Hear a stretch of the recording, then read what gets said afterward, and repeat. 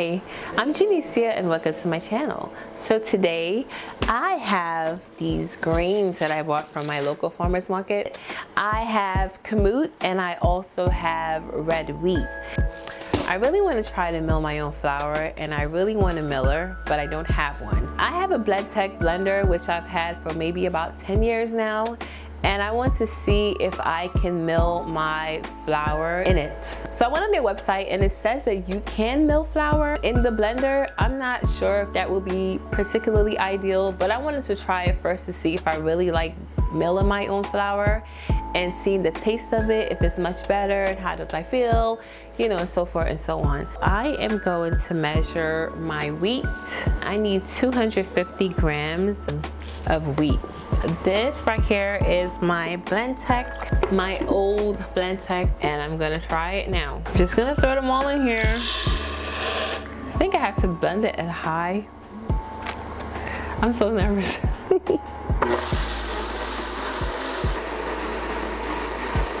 My flour is finished. It looks like flour. Look. That is flour right there. Isn't that amazing? I'm gonna get something to put this in. I'm gonna weigh it again to make sure that it's the amount that I need. Ooh, it is warm though. Very warm.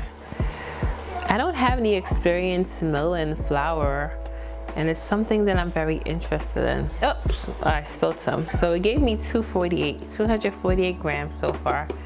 I've made my own flour in my Blendtec, and it's actually pretty fine. Whole grain flour is supposed to be much more nutritious for your body, and I want to have all of that nutrients because I do love bread and my family loves bread.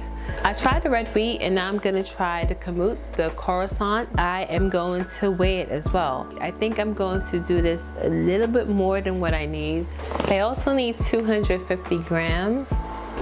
I didn't clean my blender. That's fine for me, but if you feel like that's like a thing for you, if you want to, you could clean yours. But I'm gonna put it in here. I'm going to blend away. Ooh, good. I am loving this. I need a mill now. Yeah, look at that. Wow, this is wonderful. I have my two flours here. They are a bit warm, so I have to wait till they cool down. I am going to put them in my fridge for just a little bit.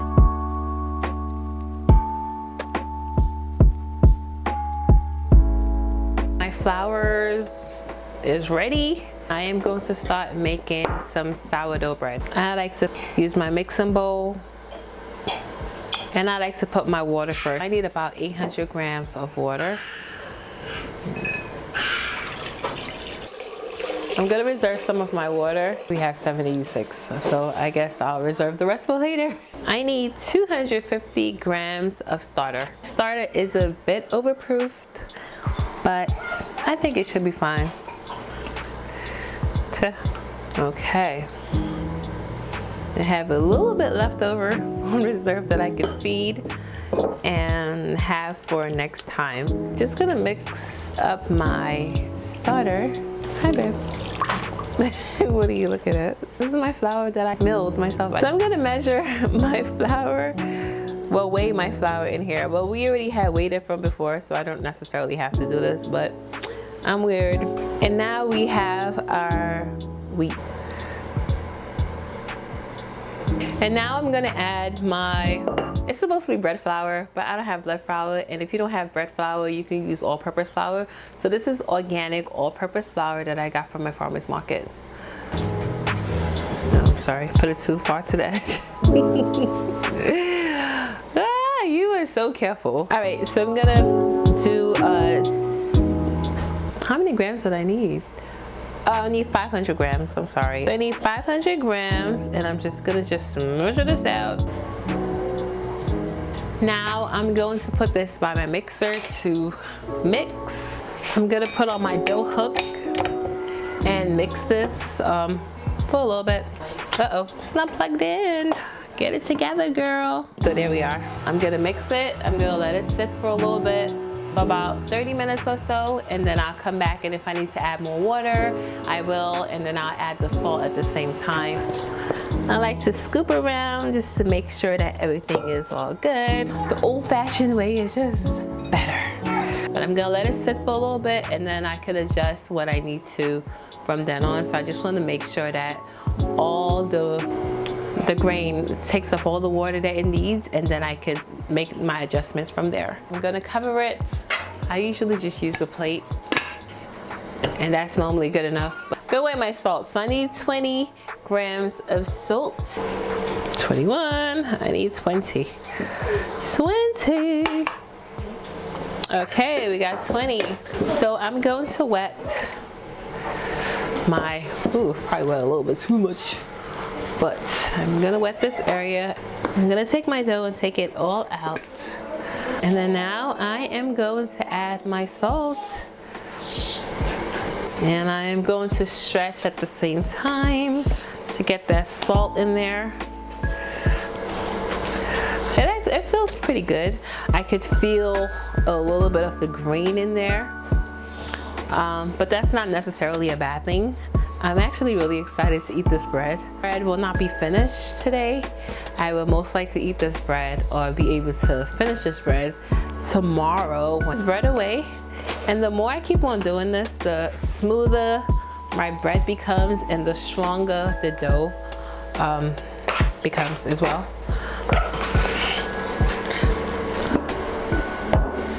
I'm gonna put it in my Pyrex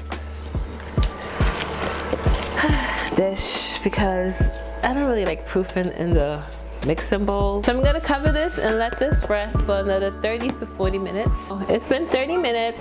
I am going to stretch and fold my bread again. See, look, it's starting to get a little bit smoother. See, look at that. It's a lot stronger. See? I cannot stretch this as far as I probably would store-bought flour. That's what it seems like to me. I'm not sure. But as far as what the bread feels like, it feels pretty nice. It doesn't feel like it's stretching as far to me.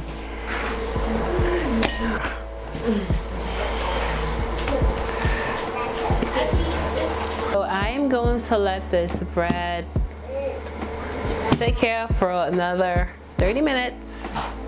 And then I'm gonna come back and stretch and fold again. I am going to stretch and fold my bread one more time. It is getting stronger. It looks that way to me. I can see a difference. I'm gonna wet my hands while I stretch and fold my bread. See, look, it got a lot stronger and easier to stretch, see? That's a lot better. I'm gonna put this back in here to proof.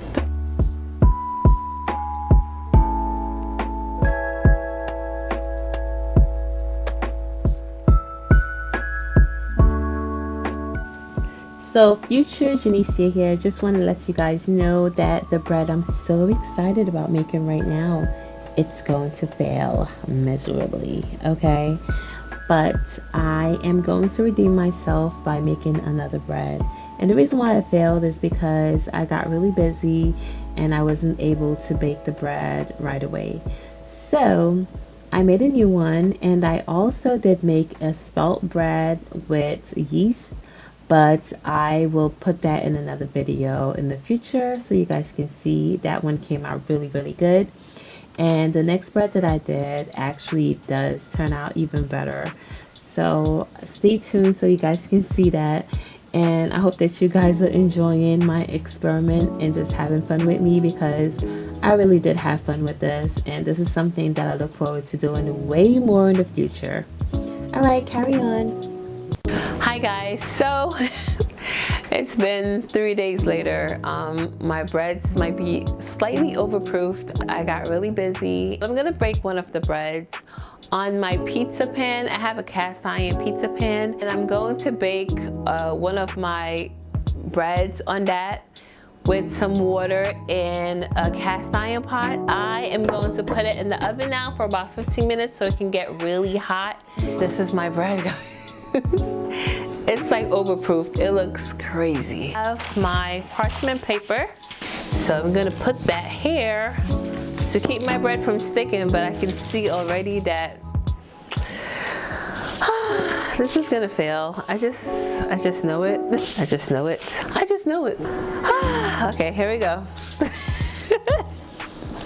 It is overproofed. It's oh my goodness, guys. Oh yeah. I am so disappointed. I wanted this bread to be perfect, and of course I ruined it. It's like sticking to the parchment paper already, and it's become like this flat blob of whatever.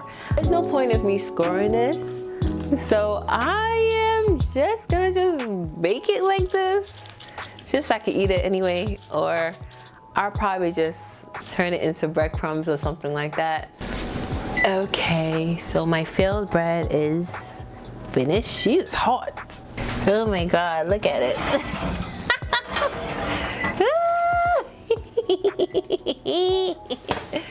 So my bread failed for many different reasons, but I am going to redeem myself and bake it again. This is day 2, and I have my Dutch oven.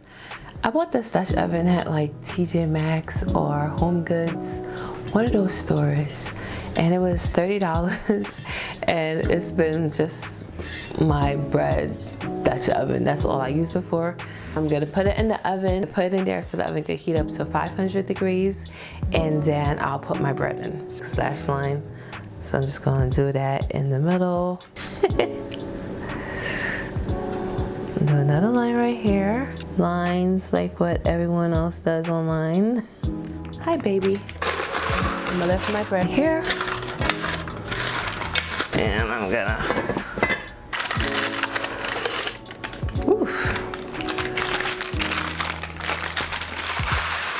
this bread exploded way more than this one did. I think that this bread, I put it in and the pot wasn't hot enough as of yet, but this one it was, and you can see the difference. This is the first bread. This is what it looks like on the inside. So this is what the second bread looked like. Okay, I can't wait to eat this bread. I'm sure it's probably not gonna taste that different. What happened? You wanna have some bread too? Yeah. Okay, let's taste it.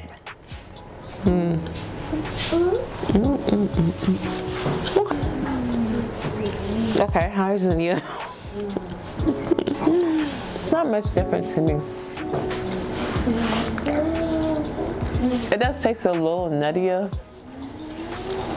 than regular, like, bread. Okay, yeah, I taste it. Yeah, it's like nuttier. It tastes like richer. Pretty good. We now definitely know that you can mill your grains in your blender, especially if you have a Blendtec. I'm sure other blenders could probably do the same. I'm not sure. I wanted to get a mock mill, and when I went to their website, everything was sold out. And I went to look at, I think it's called Nutrimel as well, and they were also all sold out. So I guess everyone is milling their flour. We all have the same ideas at the same time, I'm assuming. But either way, as of right now, I'll just use my blender, and I'm really excited about this because I could take my bread making to a whole nother level. So that's exciting for me, and I hope that you guys will try it, and you don't have to be restricted to say, well, I don't have a mill. I'm actually looking to buying all of my grains in bulk now. I like the process of this. So I hope that you guys will try it, and if you guys have ever tried it, let me know what your experience is, and if there's any other thing that you do to make your freshly milled bread. I will see you guys next time. Bye.